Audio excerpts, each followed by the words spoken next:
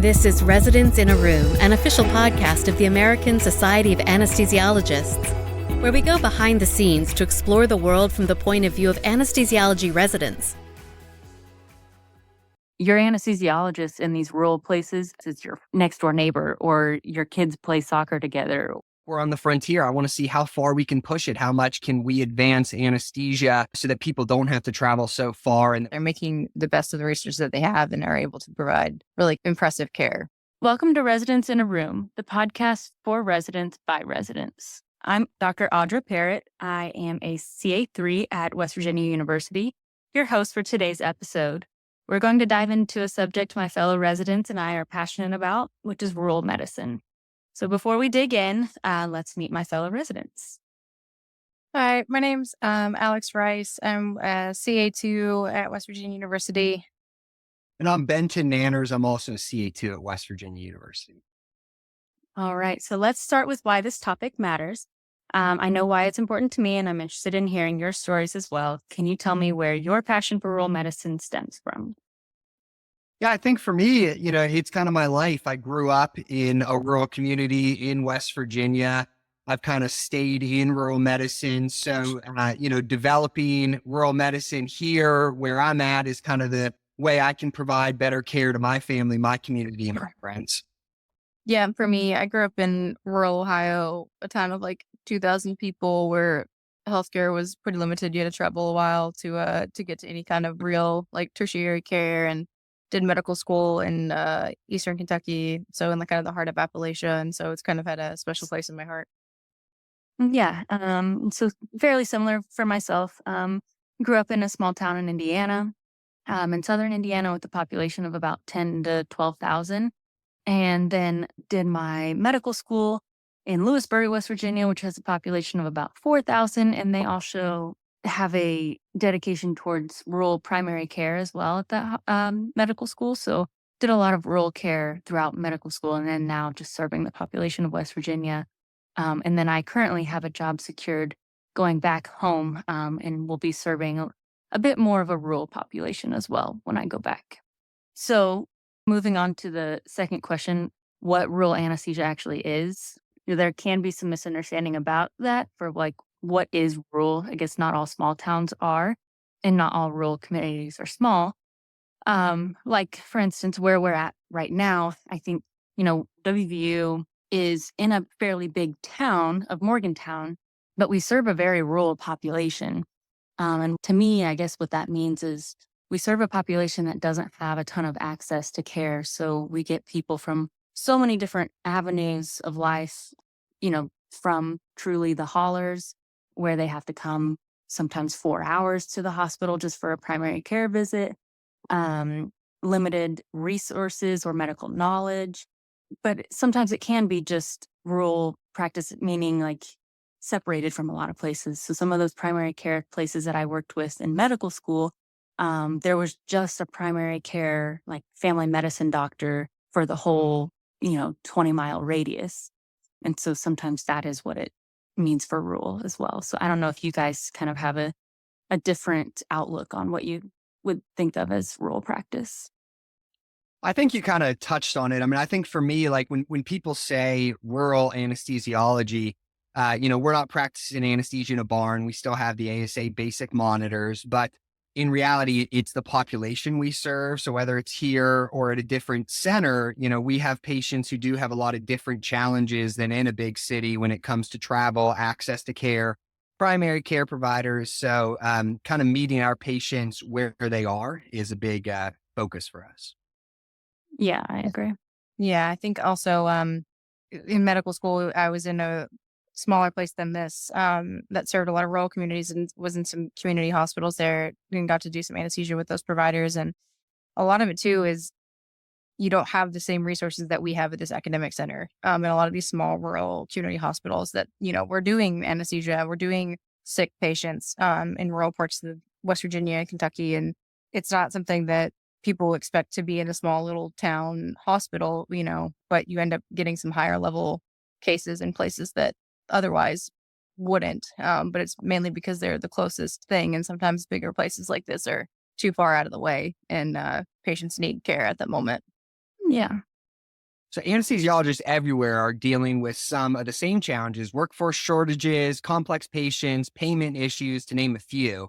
How do you think rural anesthesiology is unique? Do you see challenges that are specific or perhaps more acute in the rural communities? Yeah, I think part of it is that we're not fully in practice yet. So we don't necessarily see some of the behind the scenes that I think a lot of people like higher administration deals with as far as insurance and that kind of stuff. But, we have a lot of patients at our current facility that come 4 hours away the morning of surgery, but they had, an electrolyte abnormality, or they ate something or they misunderstood instructions or something that would delay their surgery. And you have to really, really consider sending that patient away because they might not turn around and come back because it's too far away. They already spent, this month's savings to come to drive all that way and get a hotel and stay in Morgantown. And that's things that we don't always think about as physicians, but I think in rural communities, you really have to get to know your patients and do what's best for them. And sometimes that means getting creative with what you do, whether that means getting an admission or getting like a quick pre-optimization prior to rolling back, or, doing a gastric ultrasound to expedite making sure that even though they didn't follow the NPO guidelines or something, that you still have an empty stomach or no solids or something like that. I think those are some of the challenges that we see, is just making sure that they actually get the care and they don't just turn around and never come back and they're lost to follow-up because we didn't take that into account. Yeah, I think that kind of coming off of that with like the peri-op evals, it's not really something that you're going to get, in these rural settings. I remember in medical school, we, 200 bed hospital where I did my rotation, decent size, but still in the middle of Appalachia, where, people weren't really going to be able to make it in for like pre-op clinic to be seen. So the pre-op clinic was kind of very small and almost non-existent. And so patients would come in, that may or may not follow up with their doctors regularly, because of access and issues like with rides and things like that, which is something we definitely see here in Morgantown. But I remember, patients would show up with congestive heart failure and EF of like 30, hadn't been seen by a cardiologist in over a year, things like that. And we definitely see that here, but I feel like we're able to get to those people now a little bit more so than in some of the smaller places where, people walk in kind of off the street like that and have not really had a lot of medical care because they just don't have good access. And I think that it kind of, makes these patients almost more acute in a way. And sometimes they end up in these small hospitals that, may not have the resources that our big academic institutions do. Yeah. I think too, a lot of that goes with like medical literacy, because like we've had a number of times that a patient with that pre-op evaluation, sometimes it has to be kind of virtual, and we're giving them instructions over the phone, and they don't necessarily really understand what you've given them, but they don't want to say that they don't understand. And it's part of our job to take away that bias and so that they feel comfortable asking those questions, but they will go a week without taking any of their medications because they heard you say not to take one of them for 1 week or so. Like your GLP-1s, for instance, you say don't take your Ozempic for a week, and then they held their beta blockers, their statins, they held everything, their Plavix and whatnot. And then you're in kind of a rough situation there, and they come in with uncontrolled blood pressure, all that kind of stuff. And so sometimes that's a challenge as well, just making sure that they have the right instructions and they follow them, or dealing with the consequences of if they don't follow those instructions too. Yeah, I actually had that exact scenario happen, yesterday. Yeah. Our patient said that, it was too many different instructions for his many medications. And he's like, so I just stopped all of them a few days ago. And a lot of times, patients may not even be able to recognize medications by name if you say them to them. And so, it definitely goes back to the health literacy thing. It kind of becomes a challenge to figure out, what people took and when they took it and if they even take it anymore. And I want to reiterate that the population, I'm not referring to anybody as being uneducated. I mean that medicine is hard for people to understand. And so medical literacy is a completely different language. And so for some of these people, when they're, these blue collar, hardworking people, they're not familiar with propanolol. Like that can be a hard word to say and understand, or amiodarone and all those kinds of things. It just doesn't click for some other people, but they're very talented in so many other things. So I don't want to put down anyone for medical literacy, just meaning it's a completely different kind of language sometimes. Yeah, I agree completely. I think that, that's a thing that can kind of be conveyed in a way that may not always, it may seem that we're talking down upon people, but it's really more of just like a knowledge base. And I think Appalachia in particular, but rural communities in general, have some of the like kindest, warmest people you'll ever meet. Most of these patients are some of the nicest people you'll ever meet, that are the kind of people that would just, they want to know about you and they want to talk to you. And I think that's like a big thing that is important with a lot of our patients, especially here in West Virginia, where if you can establish a relationship with your patient kind of quickly and kind of get to know them, they'll trust you a lot more. But it's definitely something that's a little bit more welcoming, and just a general community. Some of the nicest people, they're the kind of people that if you're a flat tire on the side of the road, they're going to stop and try to help you. Yeah, I agree. Access to care is a real problem in many rural communities, and this impacts anesthesiologists' day-to-day work. So some listeners who aren't as familiar with rural care might be surprised by some of the hoops we have to jump through to find care for our patients. Do you have experience with this, and can you shed light on the problem for some of these listeners? I think this is a kind of a common problem that we see on an everyday basis. And I think it kind of highlights the current model that we're living in, where a lot of patients do get triaged by outside facilities and then kind of end up where we are at WVU. And it's kind of a big deal, you see the community-based approach. So sometimes it's about finding family members, housing, or, hotels, because it's not a day journey, or other times it can be, finding that responsible adult who's going to take responsibility for the patient after the anesthesia. And a lot of that stuff could be easier in a rural setting, but when you add in a 4-hour drive, or, family members who have a tough time getting off work, it can just exemplify the issue. And it really highlights too, trying to maximize the time we do have with our patients. And I think you guys talked about, access to care with the last question. And so these patients, may not have the ability to come in 3 or 4 different times to get a pre-op evaluation and subsequent testing, and then finally come in on the day of their procedure. So for us, it's kind of, working with what's safe and also maximizing the time we have with them. Yeah, I agree. Yeah, for sure.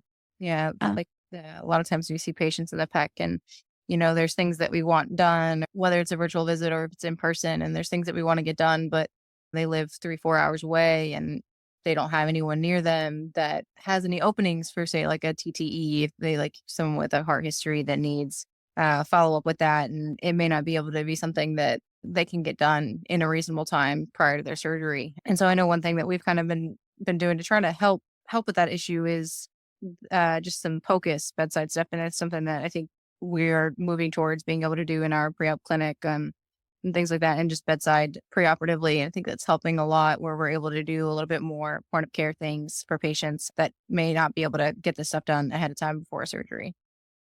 Yeah.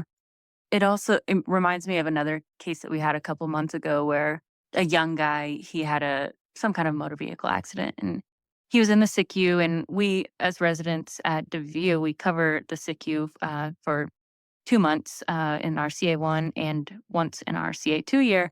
And he was in a lot of pain, and he had a lot of orthopedic injuries, and including significant rib fractures. Like his whole right side was pretty much fractured everywhere.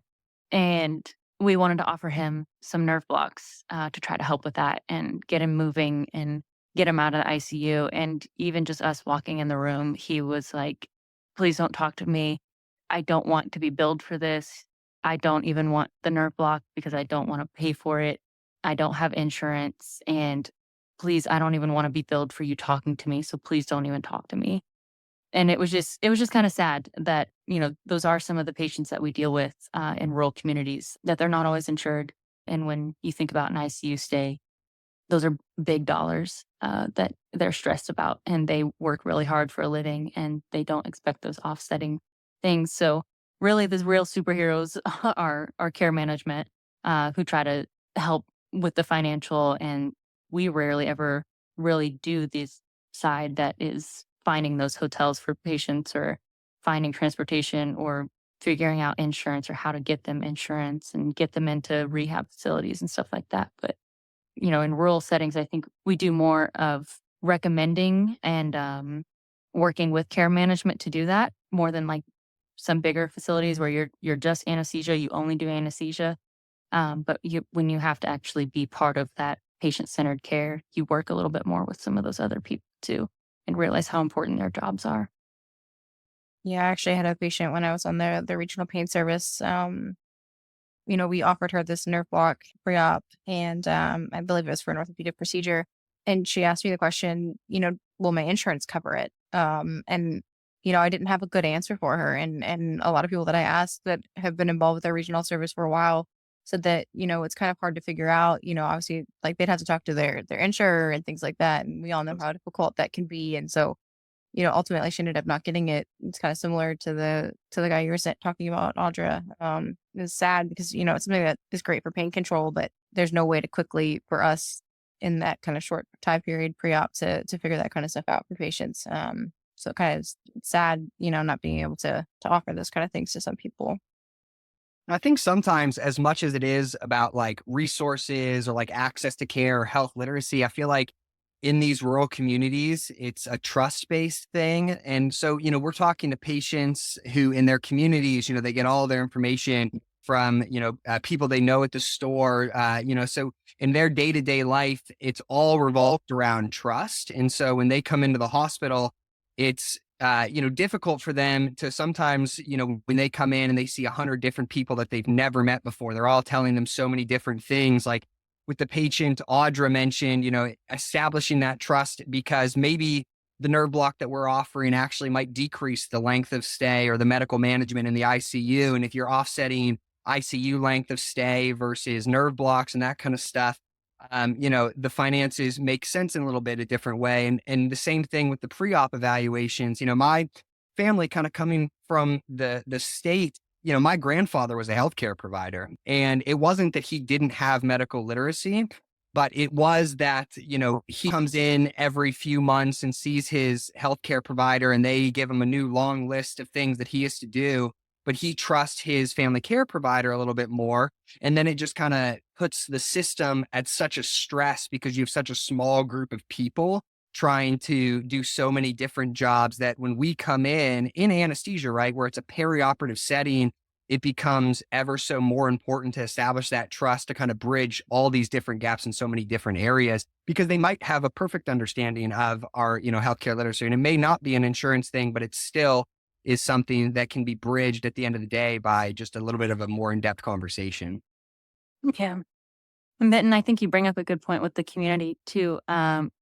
And you probably might even have a better idea of it coming from a family that's been in rural anesthesia, specifically in West Virginia. But your anesthesiologists in these rural places, I mean, Morgantown doesn't necessarily fit this bill, but some of the other places that will end up where I'm going to be next year and where your dad currently is and everything, and where you're from, your anesthesiologist is your next door neighbor, or your kids play soccer together, or you're on the PTO together. Like those are people that you build relationships with, and you do kind of get that trust too from some of that community aspect. And so you kind of develop a stronger relationship with your patients based on that too, I think.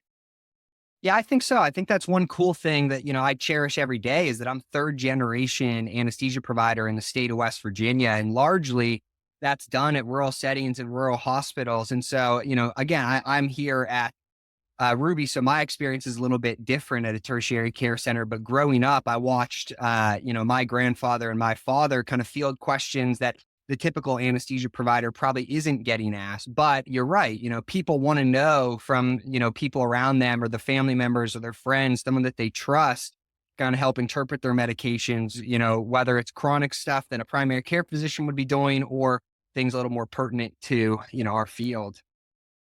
All right. So what are your hopes for your career? Do you believe you can have an impact on your community? And if so, what does that look like? Trying to think through how we can all envision the future and our role in making it better. I guess I can start because I'm closest to getting to my career. I just have about 6 months left, thank goodness, but I'll be in kind of a rural facility a little bit south of Indianapolis, and I'm really looking forward to it. But one thing that I really liked about this place is that they are still a kind of standalone hospital, meaning they're not bought out by any big kind of overseeing delegation yet. At like, for instance, WVU Medicine has multiple access points to WVU Medicine. This is its own hospital. It's not connected to anything like that. And their purpose for that was very intentional in wanting to be able to serve their community in that area outside of Indianapolis, because Indianapolis has such great access to care. However, for some of those rural people, it's really overwhelming to drive into the city and go to one of the 5 state-of-the-art hospitals that are in Indianapolis. And so they wanted to be able to provide the care that they could. It's not a trauma center. You're not going to go there for your big robotic heart surgeries or anything like that, but you're going there to get the care that you need without having the mental and physical stress of getting somewhere else. And you can just trust the people that are in your community, and you get to give back to your community and just build this nice relationship with your whole town, really, and just do a little bit of good for everybody while you're there. Your job doesn't just have to be what makes you money. You get to make relationships and build upon those and kind of establish yourself. So I'm really looking forward to actually getting to start that and be able to provide just very patient-centered, community-centered care to everybody.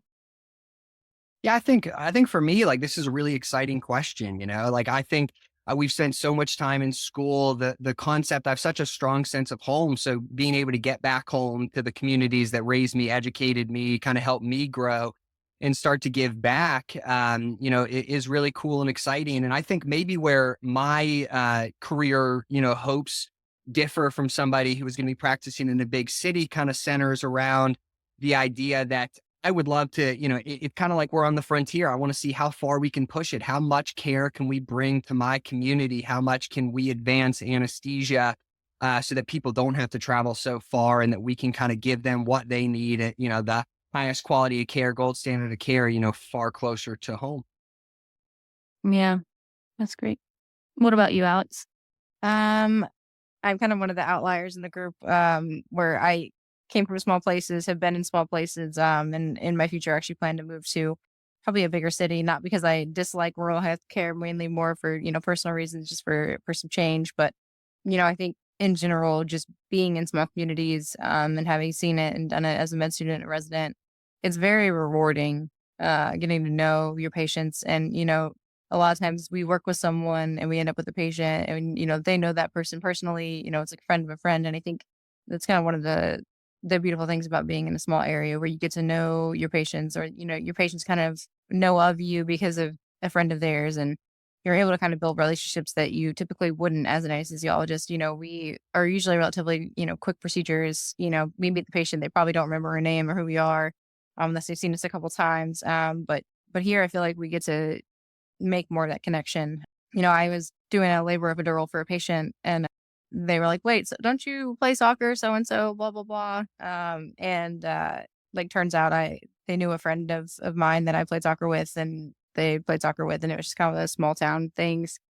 Yeah, I think, Alex, I have a story too. It's, I had shown up on my peds rotation, and it was first start of the day, still hadn't had all my coffee, so I just wasn't really paying much attention really during my consent process. And the dad stopped me and he's like, hey, wait, we know you. And I was like, you do?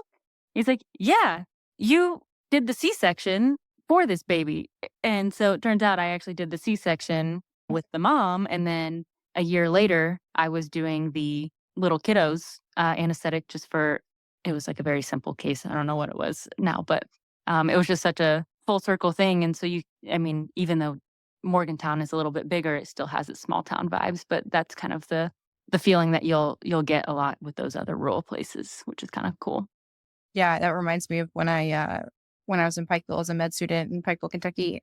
I was on an internal medicine rotation and ended up coaching one of the attendings like U8 soccer teams, because they had just been happened to talk about how like, oh, we don't have a team coach anymore. I don't know what we're going to do. Like none of the parents have time or want to, whatever. And I kind of ended up stepping into the role and meeting a lot of people in the community that way. And it was just kind of funny because I'm now working with all these different like family and kids. And it was all because of small town and just, happened to be somebody who was interested in soccer, which in Eastern Kentucky is kind of still a small little sport. So, yeah.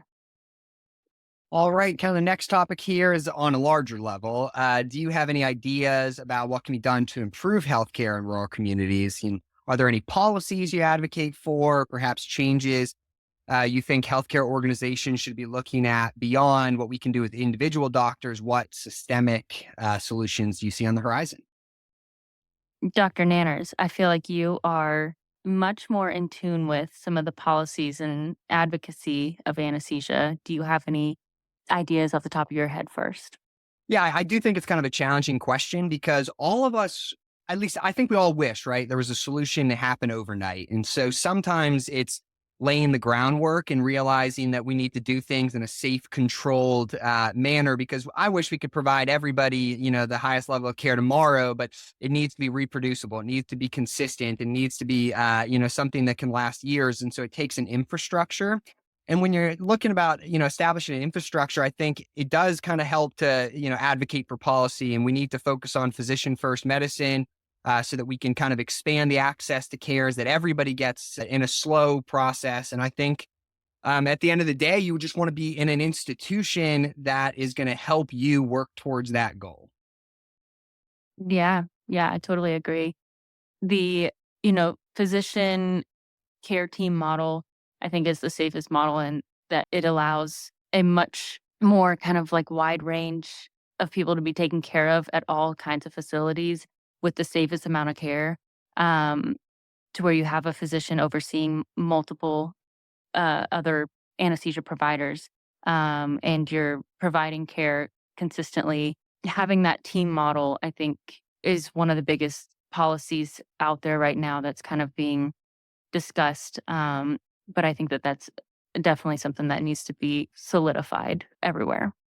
I think everyone just does such a great job working in the hospital system. Everyone's job is so important that we don't want to forget any step along the way. We just want to make sure that we're kind of expanding access, working in different communities, bringing, that gold standard of care with us everywhere we go, and making sure that everyone kind of comes along with us. Exactly. Yeah.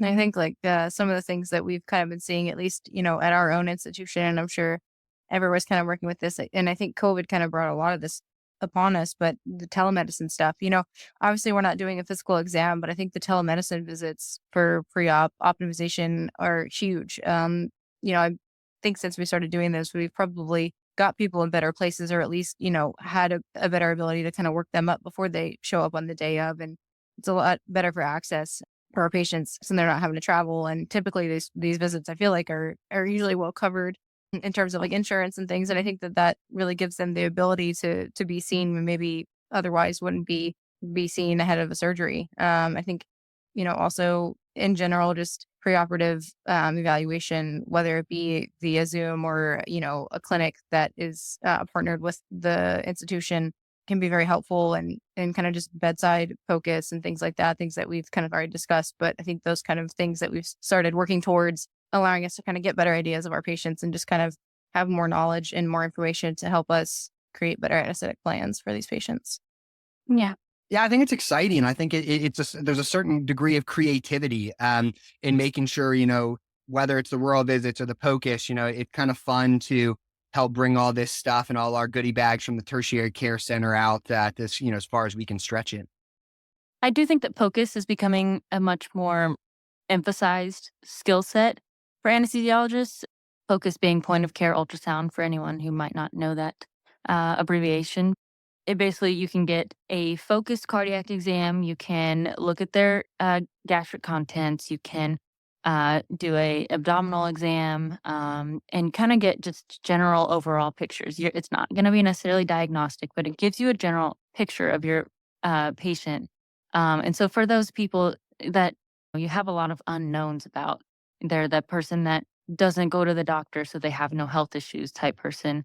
You can throw an ultrasound probe on there in a skilled way and kind of assess their heart and their function and their valves with that kind of certification as well. And I think that that's kind of an up and coming thing that, us as residents at our program, we've kind of been introduced to and have been encouraged to go forward. But I think that even some of our attendings are now starting to go back and get that certification as well. So I do think that that's something that will be on the horizon for a lot of other people in the future. So before we wrap up, I'm wondering if there are any myths and misperceptions that persist about rural medicine. Anything you'd like to clear up for our listeners? Yeah, I think this is an easy one for me. I just think that sometimes we, not, as a system, or maybe, people who aren't exposed to this on a daily basis don't understand that, these people are just like us. They come from communities, just like ours, even if in different sizes, and they just want to provide and have the best access to care for them and their family members. And so when they kind of come in, sometimes it is a big deal, and it does take a lot of travel and a lot of work, and it is a big investment for them. So, I just want everyone to realize that, no one is any different than us. Providing this rural care is kind of, an exciting way to address maybe some disadvantaged individuals that don't have such ready access to care. And so it's pretty fun. Yeah, I agree. I think it's so important to just remember that these are all humans that we're treating, humans with so many different backgrounds, and whether that background includes medical education or a health class, or maybe they needed to drop out of high school to be able to get a job to provide for their family.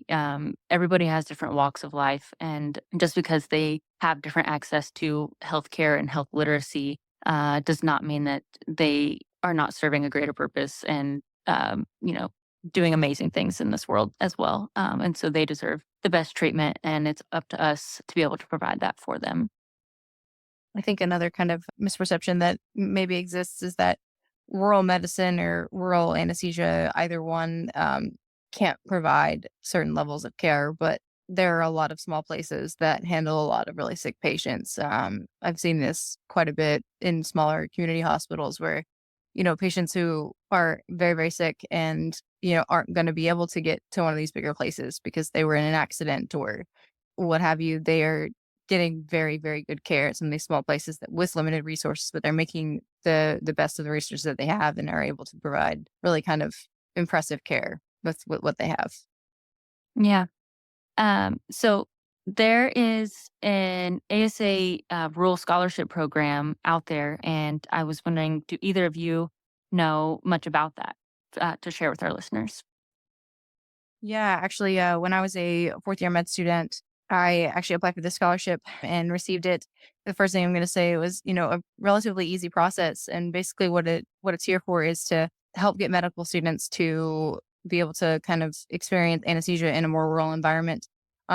And basically it's an online thing. It's pretty easy. And then there's a list of areas as well as the mentors that are in the area.